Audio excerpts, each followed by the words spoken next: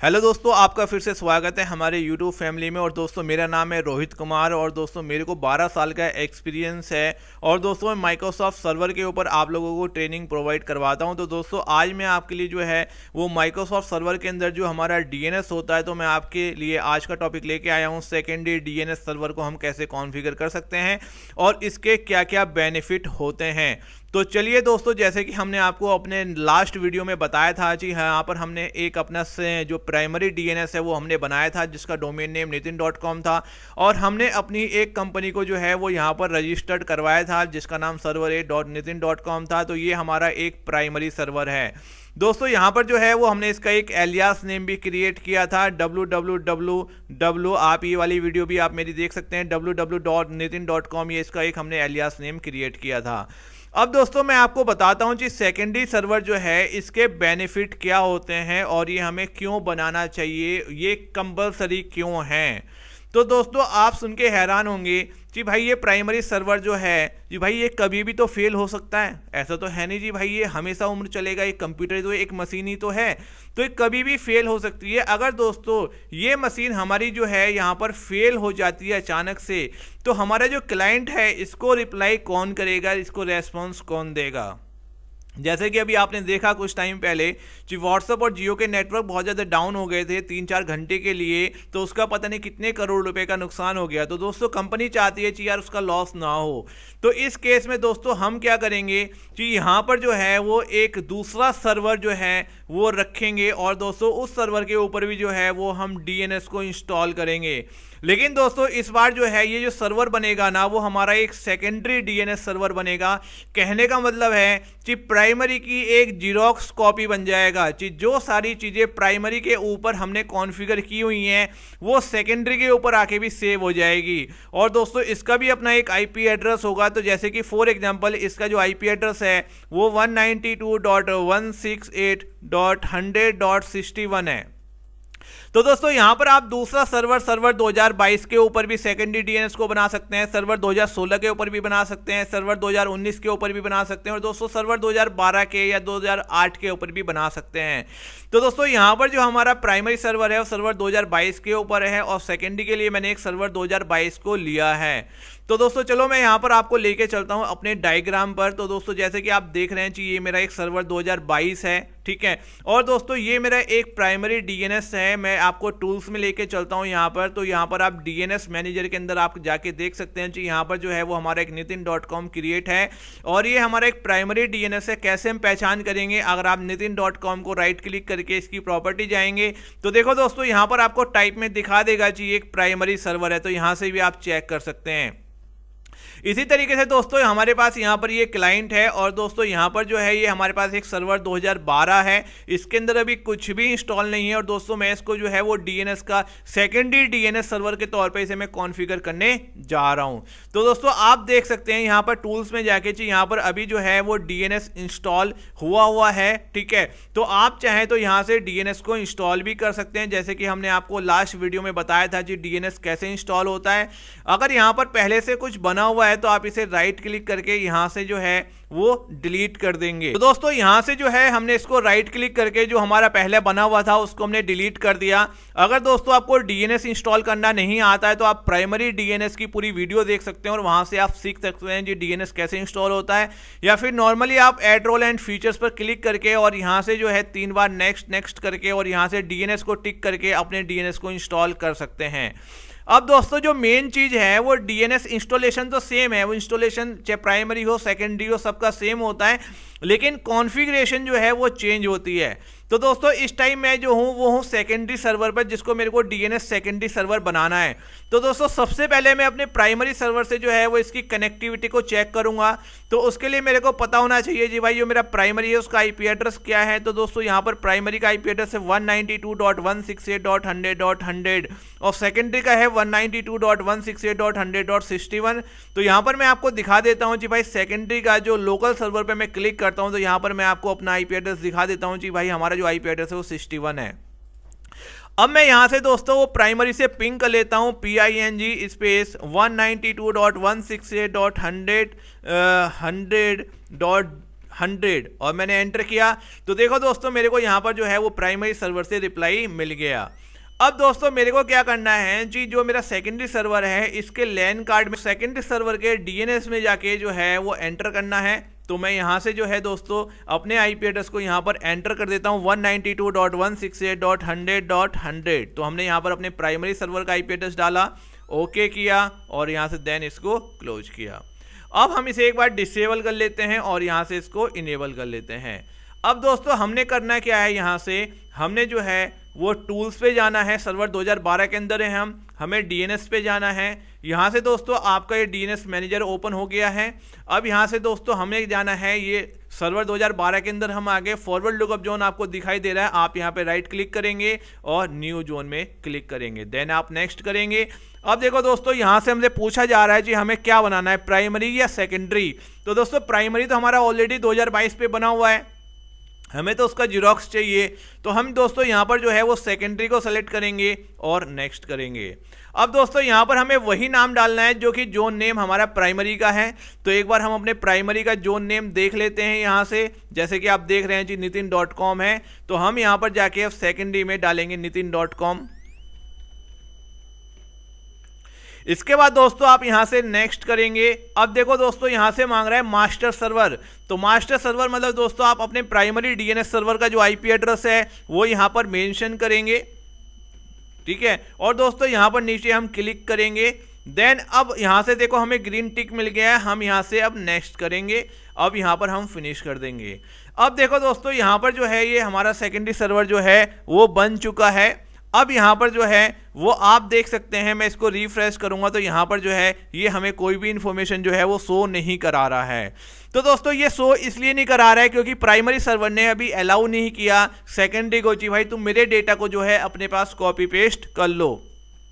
तो यहाँ पर दोस्तों अब हम चलते हैं प्राइमरी सर्वर में। देखो हम अपने प्राइमरी सर्वर के अंदर आ गए हैं जो कि हमारा 2022 के ऊपर है और यहाँ पर हम डीएनएस मैनेजर के अंदर हैं। अब दोस्तों हमने करना क्या है, जो हमारा डोमेन नेम है nitin.com, इसको राइट क्लिक करना है और इसकी प्रॉपर्टी जाना है। इसके बाद दोस्तों यहाँ पर आपको मिलेगा जोन ट्रांसफ़र, आप जोन ट्रांसफ़र पर क्लिक करेंगे। इसके बाद दोस्तों अगर ये टिक नहीं है अलाउ जोन ट्रांसफ़र तो आप यहाँ पर क्लिक करेंगे। उसके बाद दोस्तों आप अलाउ टू फॉलोइंग सर्वर्स यहाँ पर क्लिक करेंगे, देन इसको एडिट करेंगे। अब यहाँ पर दोस्तों हम जो है वो अपने सेकेंडरी डीएनएस सर्वर का आईपी डालेंगे जो कि आपका 192.168.100.61 है, नीचे क्लिक करेंगे। अब देखो यहाँ पर दोस्तों ये रेड साइन आ रहा है तो ये कोई क्रॉस का साइन नहीं है, आप इसको गलतफहमी में ना लें, इसका यहाँ पर शकल ही ऐसी है। तो यहाँ पर देखो दोस्तों इसने हमारा नाम रिजॉल्व कर लिया जी, सर्वर 2022 के ऊपर हमारा सेकेंडरी पड़ा हुआ है और हमने इसे यहाँ से ओके किया, देन अप्लाई किया और ओके किया। अब मैं यहाँ से इसे एक बार रिफ्रेश कर दूंगा। अब दोस्तों चलो मैं चलता हूं अपने सेकेंडरी के ऊपर। हम सेकेंडरी के ऊपर आ गए, आप देख सकते हैं जी सर्वर 2012 ये हमारा है सेकेंडरी। अब ये जो हमारा सर्वर मैनेजर ओपन है, हम nitin.com को राइट क्लिक करेंगे और रिफ्रेश करेंगे। तो देखो दोस्तों हमारे जितने भी जोन थे वो यहाँ पर ट्रांसफर हो चुके हैं। अगर दोस्तों रिफ्रेश से ट्रांसफर ना हो तो आप यहाँ पर राइट क्लिक करके, ठीक है, ट्रांसफर फ्रॉम मास्टर या transfer new copy of zone from master, दोनों पे से किसी पे भी क्लिक करके रिफ्रेश करेंगे तो आपके जो जोन है वो ट्रांसफर हो जाएंगे। अब दोस्तों यहाँ पर आप देख सकते हैं, मैं इसको राइट क्लिक करता हूँ और इसकी प्रॉपर्टी जाता हूँ तो देखो दोस्तों यहाँ पर ये बता रहा है जी भाई ये एक सेकेंडरी सर्वर है। यहाँ पर दोस्तों अगर आप राइट क्लिक करके न्यू कंपनी को ऐड करना चाहेंगे तो आपको ऑप्शन नहीं देगा, क्योंकि न्यू होस्ट या एलियास नेम बनाने का जो वर्क है वो सिर्फ प्राइमरी सर्वर ही कर सकता है, सेकेंडरी सर्वर नहीं कर सकता। सेकेंडरी सर्वर तो सिर्फ प्राइमरी सर्वर के ऊपर जो भी चीज़ें होंगी उनको अपने पास जीरोक्स करके रख सकता है। तो यहाँ पर हम आपको दिखा देते हैं जी प्राइमरी सर्वर में ये सारे ऑप्शन आते हैं जो कि अभी सेकेंडरी सर्वर में नहीं आ रहे थे। तो दोस्तों अब ये हमारा जो है वो प्राइमरी और सेकेंडरी सर्वर जो है वो बन चुके हैं, ये सर्वर भी हमारा बन चुका है और जो डेटा यहाँ था वो आप देख रहे हैं जी यहाँ पर जो है वो हमारा सारा डेटा ट्रांसफर हो चुका है, जैसे कि प्राइमरी के अंदर जो डेटा पड़ा हुआ है और ये सारा डेटा हमारा देखो यहाँ पर सेकेंडरी पे ट्रांसफर हो चुका है www और सर्वर nitin.com। अब दोस्तों हम आपको दिखाना चाहेंगे जिसका बेनिफिट क्या है। तो दोस्तों इसका बेनिफिट ये है, जैसे कि अभी क्लाइंट है इसके डीएनएस में जो है वो इसका आईपी पड़ा हुआ है और जब ये यहाँ से अपनी वेबसाइट को ओपन कर रहा है तो ये अपनी सीधी रिक्वेस्ट भेज रहा है प्राइमरी सर्वर के पास। चलो मैं आपको दिखा देता हूँ यहाँ से, तो ये मेरा क्लाइंट है और मैं इसका आपको दिखा देता हूँ जी भाई इसके डीएनएस में जो है वो भी किसका आईपी पड़ा हुआ है। तो आप जो है दोस्तों यहाँ से चेक कर सकते हैं, ठीक है, आप यहाँ से दोस्तों चेक कर सकते हैं जी भाई यहाँ पर जो है वो आईपी किसका पड़ा हुआ है। तो यहाँ पर आप देख सकते हैं जी 192.168.100.100 हमारे प्राइमरी सर्वर का यहाँ पर आईपी पड़ा हुआ है। अब दोस्तों मैं क्या करता हूँ, यहाँ से जो है वो अपनी वेबसाइट को ओपन करने की कोशिश करता हूँ। जैसे कि प्राइमरी के अंदर हमने आपको एंट्री दिखा रखा है www.nitin.com के नाम से बनी हुई है। तो चलो दोस्तों मैं यहाँ से जो है अपने क्रोम पर जाता हूँ और यहाँ से जो है वो अपनी वेबसाइट को ओपन करता हूँ। www.nitin.com लिखा हुआ आ गया और देखो दोस्तों हमारी जो वेबसाइट है वो यहाँ से ओपन हो चुकी है। अब दोस्तों अगर किसी वजह से हमारा ये प्राइमरी सर्वर जो है ये फेल हो जाता है तो क्या हमारी वेबसाइट ओपन हो पाएगी?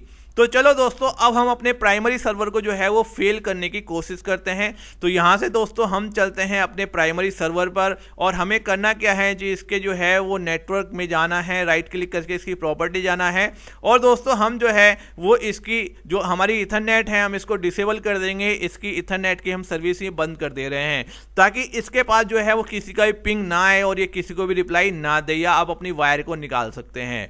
अब दोस्तों मैं चलता हूँ क्लाइंट पे। क्लाइंट जो है वो किससे दोस्तों रिक्वेस्ट करेगा, प्राइमरी सर्वर से। तो एक बार दोस्तों हम यहाँ से चल के देख लेते हैं और यहाँ पर देखो दोस्तों अब मैं खोलूंगा www.nitin.com को। तो देखो दोस्तों यहाँ पर ये ओपन हो रहा है। ये इसलिए ओपन हो रहा है क्योंकि क्लाइंट जो है उसने अपने कैशे में इस चीज़ को सेव करके रख लिया है जी भाई मैं इसे जानता हूँ, तो खुद रिप्लाई दे रहा है। तो दोस्तों यहाँ पर जो है आपको करना क्या है जी, सबसे पहले डीएनएस कैशे को डिलीट करना है। एक कैशे मेमोरी होती है जिसमें क्लाइंट जो है या कंप्यूटर वो अपनी मेमोरी में सेव करके रख लेता है। जब हम किसी चीज़ को बार बार जो है वो सर्च करते हैं वो वहाँ तक नहीं जाता सर्वर तक। तो अब जो है वो हम इसकी कैशे मेमोरी को यहाँ से डिलीट करेंगे। तो उसके लिए दोस्तों आप जो है वो रन में जाके CMD को ओपन करेंगे और यहाँ पर एक कमांड जो है वो आप डालेंगे ipconfig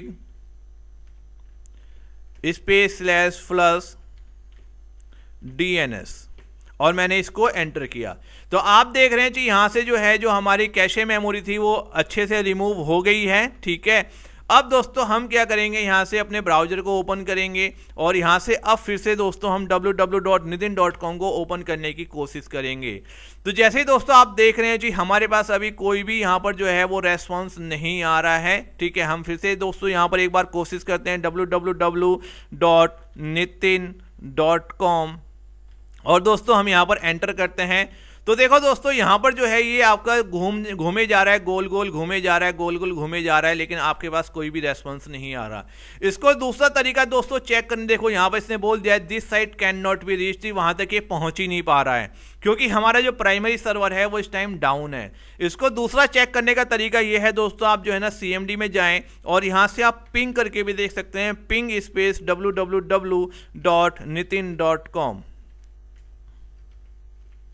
आपने एंटर किया। तो देखो दोस्तों वो कह रहा है जी ping request could not find host www.nitin.com please check the name and try again, ठीक है, वो आपका नहीं ले रहा। अब दोस्तों हमने करना क्या है जी, अब हमने जो है वो अपने क्लाइंट को एक सेकेंडरी DNS सर्वर का IP बताना है जी भाई। अगर प्राइमरी कभी फेल हो जाए तो सेकेंडरी हमें क्या कर सके, रेस्पॉन्स कर सके।